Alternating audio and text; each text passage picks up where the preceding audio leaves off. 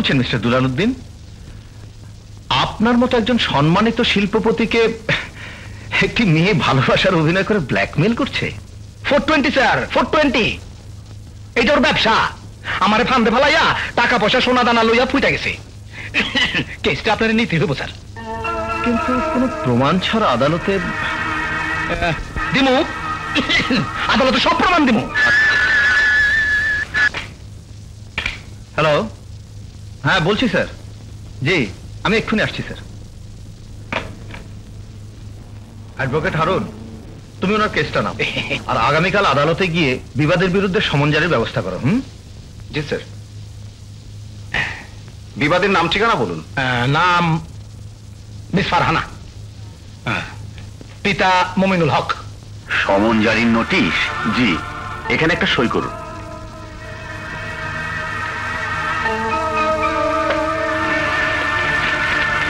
আমার লতার বিরুদ্ধে কে মামলা দায়ের করেছে? হ্যাঁ, দুলালউদ্দিন। কি বললে বাবা? হ্যাঁ মা, হ্যাঁ, ওই শয়তান দুলালউদ্দিন তোর নামে আদালতে প্রতারণার মামলা দায়ের করেছে। আগামীকাল তোকে জজ কোর্টে হাজির হতে হবে। তুই তো স্বামীকে সব খুলে বল মা।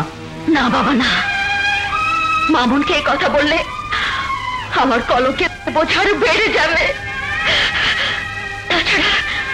তাছাড়া আদালতে না দাঁড়ালে পুলিশ এসে আমাকে গ্রেফতার করবে। জজ বাড়ি সবার মুখে চুনকালি পড়বে। কাউকে না জানিয়ে গোপনে ওই আদালতে আমাকে দুলালউদ্দিনের মোকাবেলা করতেই হবে। আমাকে আদালতে দাঁড়াতেই হবে। আমাকে আদালতে দাঁড়াতেই হবে বাবা। Order, order. বিবাদীর আটকাদেশ নাকচ করার ব্যাপারে বিবাদী পক্ষের ডিফেন্স লয়ারের দৃষ্টি আকর্ষণ করছি।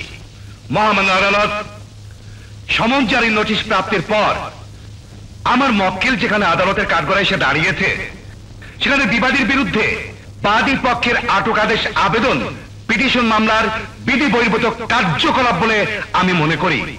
Objection your honour.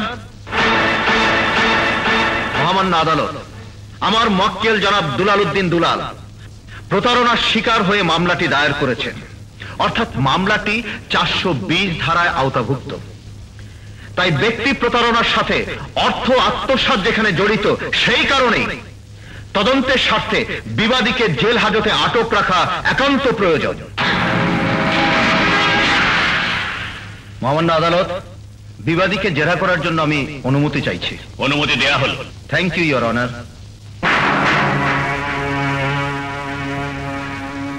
আচ্ছা মিস ফারহানা, এই বোরখাটা আপনি কতদিন থেকে ব্যবহার করছেন? জি, আজ থেকে। মহামান্য আদালত, নোট ডাউন প্লিজ। আজ থেকেই। মিস ফারহানা, আপনার এই কলঙ্কিত মুখটা আজ থেকেই কালো নেকাপে ঢেকে রাখতে চাইছেন, তাই না? আমি কোনো কলঙ্ক করিনি। হ্যাঁ হ্যাঁ, আপনি কলঙ্ক করেছেন, আর এমন কলঙ্ক করেছেন যে আমার মক্কেল জনাব দুলালউদ্দিন দুলালের সামনে এই আদালতে আপনি মুখ দেখাতে পারছেন না। I object your honour.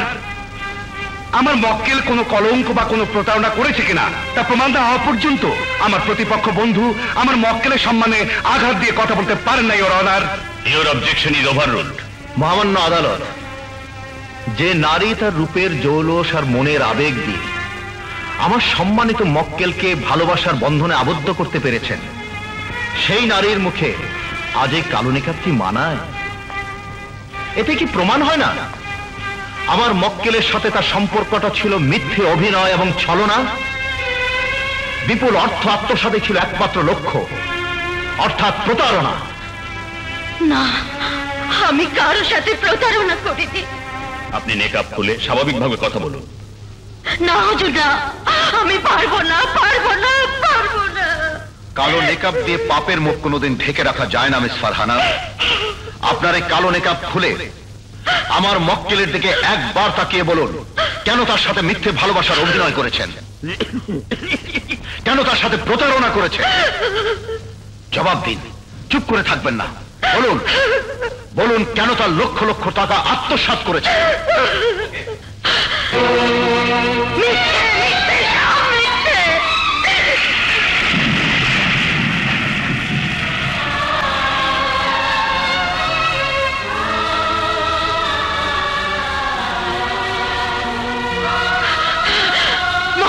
আদালত, আমি তার সাথে কোনো সম্পর্ক গড়িনি, আমি প্রতারণা করিনি, ছলনা করিনি, অর্থ আত্মসাৎ করিনি, আমি নির্দোষ নির্দোষ নির্দোষ। একটা কথা মনে রাখিস মামুন, আপন পর ব্যক্তি স্বার্থকে ত্যাগ করে তোর মক্কেলকে আইনের ধারায় জিতিয়ে দেয় হবে তোর আইনজীবী পেশার মূল লক্ষ্য। মহামান্য আদালত, আমার প্রতিপক্ষ বিজ্ঞ বন্ধু আমার মক্কেলের সহজ সরল নিষ্পাপ মুখ দেখে নিজের ভুল বুঝতে পেরে অনুশোচনায় অসুস্থ হয়ে পড়েছেন। ব্যারিস্টার মামুন, আপনি কি অসুস্থ বোধ করছেন?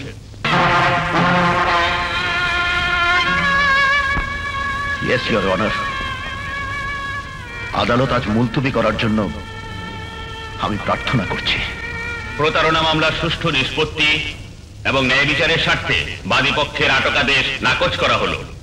আগামী 20শে ডিসেম্বর বাদী বিবাদী পক্ষের জেরার দিন ধার্য করে আজকের আদালত এখানেই মুলতবি ঘোষণা করছি।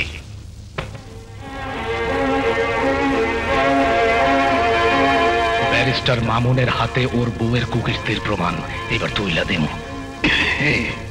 বিশ্বাস কর মা, 12 বছর আগে দুলালউদ্দিন আমাকে মৃত্যুর হুমকির মুখে রশিদ তালুকদারের খুনের মিথ্যা স্বীকারোক্তি রেকর্ড করে ওর পাপ ঢেকে রাখতে চেয়েছিল। শুধু তোর মুখের দিকে তাকিয়ে এতটা বছর আমি বুকে পাষাণ বেঁধে রেখেছি। বাবা, এখন আমি কি করব?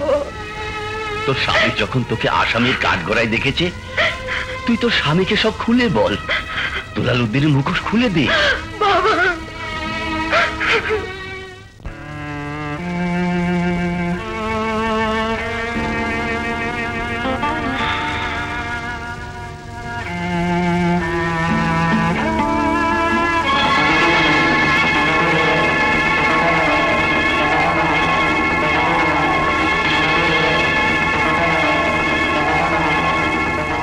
কেন কলঙ্কের বোঝা নিয়ে আমার জীবনটাকে পাপের আগুনে জ্বালাতে এসেছো?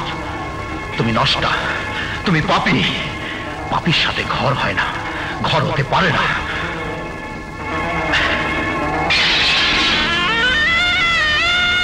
তুমি? ভেবেছিলাম সব কথা তোমাকে আজ খুলে বলবো, কিন্তু এসে দেখলাম জজ বাড়িতে তুমি আমার অস্তিত্বকে ধ্বংস করে ফেলছো। একটি ঘৃণ্য মামলার আসামি হয়ে কোন সাহসে, কোন অধিকারে তুমি এই বাড়িতে ঢুকেছ? কেন? আমার স্বামীর অধিকারে। স্বামী স্বামী স্বামী, না জানি কত কোটিপতির সাথে মিথ্যে প্রেমের অভিনয় করেছ। এমনকি স্বামী স্ত্রী পুতুল খেলা খেলে তাদের টাকা করে আত্মসাৎ করার জন্য হোটেলে ক্লাবে নষ্টা মেয়ের মতো ইজ্জত বিক্রি করে দিয়েছ। হতে পারে এটা জজ বাড়ি, কিন্তু আদালত নয়। একটা মিথ্যে মামলার আইনজীবী হয়ে আমাকে মিথ্যে অপরাধী করে জবানবন্দি আদায় করতে চাও? Oh, you shut up! ভেবেছিলাম পৃথিবীতে অনেক ফারহানা আছে, তাই সেদিন এই মামলা আমি ওই আদালত উঠিয়েছিলাম। যদি জানতাম এই ফারহানা আমার স্ত্রী, তাহলে আমার জীবন আদালতে এই মামলা আমি নিষ্পত্তি করে ফেলতাম। আজ আমি সমাজে কি করে মুখ দেখাবো? স্বামীর অধিকার নিয়ে যদি জানতে চাও, তাহলে বলবো তোমার স্ত্রী নিষ্পাপ নিষ্কলঙ্ক। মিথ্যে কথা। তোমার কলঙ্কের প্রমাণ আজ আমার হাতের মুঠোয়। দেখো, এক একটা ভালো করে দেখো।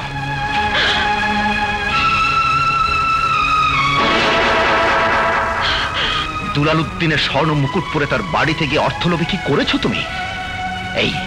এই ছবিগুলোকে তুমি অস্বীকার করতে পারো? বলো, জবাব দাও। জবাব তুমি আদালতেই পাবে। আদালত আদালত আদালত! কেন আমার সাথে মিথ্যে ছলনা নাটক করেছো? কেন সেদিন থানা হাজতে আমাকে মিথ্যে বলেছিলে?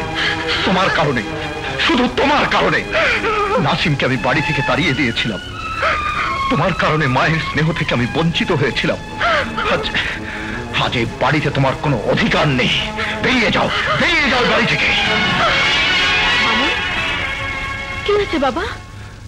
মা, আমি ভুল করেছি মা। তুমি ঠিকই বলেছিলে, না জেনে না বুঝে এই বাড়িতে আমি একটি আসামি মেয়েকে বউ করে এনেছিলাম। আমার জীবনের প্রথম আদালতে ও একটি ঘৃণ্য আসামি। ওকে বাড়ি থেকে বেরিয়ে যেতে বলো, বেরিয়ে যেতে বলো। ছি ছি ছি ছি, তোমাকে আজ ভাবি বলতে আমার ঘৃণা হচ্ছে। আমার এক সন্তানকে বাড়ি ছাড়া করেছিস, আরেক সন্তানের জীবনটাও ধ্বংস করতে চাইছিস? তুই সবার সাথে প্রতারণা করে জজ বাড়িকে কলঙ্কিত করেছিস। কলঙ্কিনী, বেরিয়ে যা, বেরিয়ে যা বাড়ি থেকে। যাচ্ছি, তবে একটা কথা জেনে রাখুন, আমার বিরুদ্ধে যে ঘৃণ্য আর মিথ্যে অভিযোগ করে বাড়ি থেকে বের করে দিচ্ছেন, আমি ওই আদালতে তা মিথ্যে প্রমাণ করব। বাবা, লতা, বাবা, বাবা, ওরা আমাকে জজ বাড়ি থেকে তাড়িয়ে দিয়েছে। আমার স্বামী আমাকে ভুল বুঝেছে। আমি হেরে গেছি বাবা, আমি হেরে। দৃষ্টি আকর্ষণ করছি।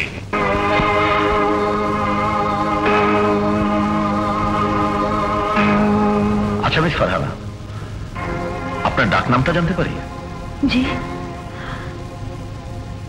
লতা। চমৎকার। বোনের লতার সাথে আপনার স্বভাবের মিল আছে দেখছি। জি হ্যাঁ, বন জঙ্গলে লতা প্রথমে একটি গাছকে ধরে আশ্রয় পায়, তারপর অন্য গাছগাছালির দিকে দুরন্ত গতিতে ছুটে যায়। আপনিও সেই রকম, তাই না মিসেস লতা?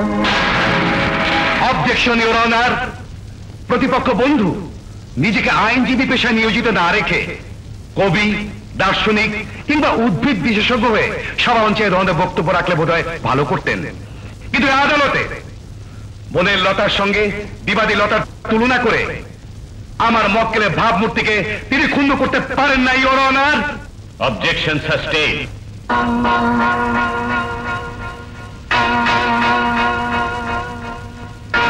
মিসেস ফারহানা, পৃথিবীতে মানুষ প্রেমের কাছে সবচেয়ে বেশি দুর্বল, তাই না?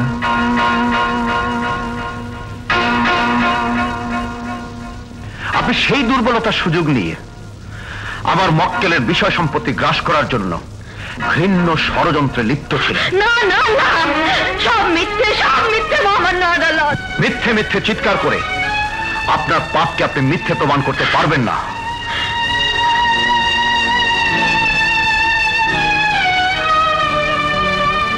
এই সেই চিত্র, দেখুন, ভালো করে দেখুন।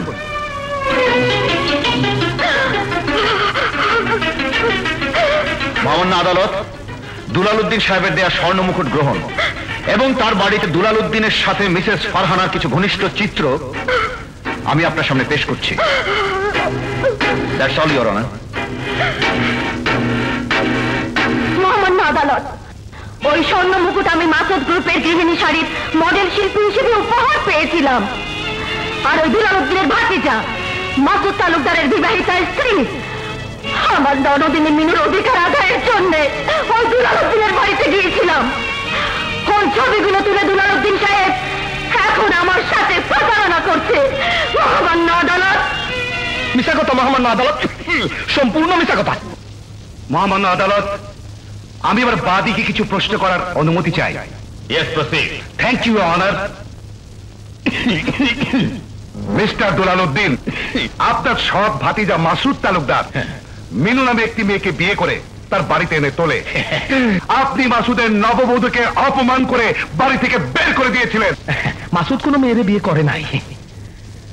আমার মেডোনার সাথে মাসুদের বিয়ে অনেক ছোটবেলায় ঠিক করে রেখেছিলেন আমার মরহুম ভাইজান। রশিদ তালুকদার আপনার সৎ ভাই ছিলেন, তাই না? সৎ হইলেও রক্ত এক। ভাইজান ছিলেন আমার বাবার মতো। আমার জান্নাতবাসী ভাইজানের স্মৃতি আমি ভুলতে পারি না।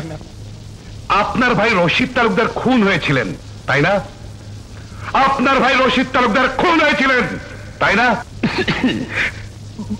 ভাইজানরা অচেনায় ঘাতক রাগ রাস্তায় চাপা দিয়ে মেরে ফেলেছিল ইওর অনার। মিথ্যে কথা মহামান্য আদালত, উনি যা বললেন সব মিথ্যে কথা। মহামান্য আদালত, আমার বড় সাহেব রশিদ তালুকদারকে রাস্তায় ট্রাক চাপা দিয়ে খুন করেছে ওই দুলাল উদ্দিন দুলাল।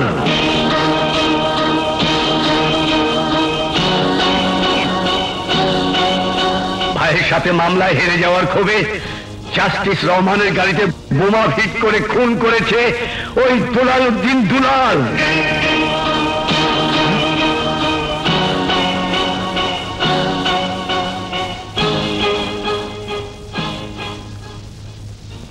আপনি? আমি মাসুদ গ্রুপের চিফ অ্যাকাউন্টেন্ট মুমিনুল হক। আর ওই হতভাগী ফরহানা হক লতার অসহায় পিতা। মহামান্য আদালত, দুলালউদ্দিনের হুমকির কারণে এতদিন আমি মুখ খুলতে পারিনি। আমার মেয়ে নির্দোষ, আমার লতা নিরপরাধ। মহামান্য আদালত, দেখা যাচ্ছে মাটি খুঁড়তে গিয়ে বিষাক্ত সাপ বেরিয়ে পড়ছে। এই মামলার ধারাবাহিকতা বজায় রেখে মাসুদ তালুকদার এবং মিনুকে আদালতে হাজির করার আমি প্রয়োজন মনে করছি। That's all your honour. আগামী 30শে ডিসেম্বর মাসুদ তালুকদার ও মিনুকে আদালতে হাজির করার জন্য এবং সেই সাথে অভিযুক্ত বাদীর অতীত খুন খারাপি ঘটনার পুলিশি তদন্ত সাপেক্ষে মিস্টার দুলালউদ্দিন দুলাল যাতে দেশত্যাগ করতে না পারেন সেই জন্য তার আন্তর্জাতিক পাসপোর্ট সিজ করার জন্য সংশ্লিষ্ট কর্তৃপক্ষকে নির্দেশ দিয়ে আদালত মুলতবি ঘোষণা করছি।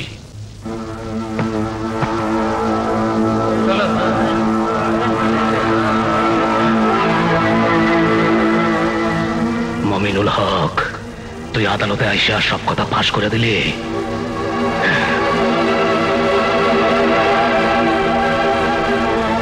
দেখুন, এই সে দুলালউদ্দিন যার বিরুদ্ধে বাদী রশিদ তালুকদারের মামলার রায়। ইয়েস, মামলায় দুলালউদ্দিন হেরে গিয়েছিল, আর সেই কারণেই জজ রহমান ও রশিদ তালুকদারকে সে খুন করেছিল। তাই আমি মনে করি সুষ্ঠু বিচারের জন্য দুলালউদ্দিন দুলালকে এই মুহূর্তে গ্রেফতার করা উচিত। নাসিম, ও মাই সন, তুমি জয়েন করেছো? হ্যাঁ স্যার, আজ আবার এই আইনের পোশাক পরে খুনি দুলালউদ্দিনকে গ্রেফতার করতে চাই। আপনি অনুমতি দিন স্যার। ঠিক আছে, তুমি যাও, আমি ব্যবস্থা করছি। Thank you sir.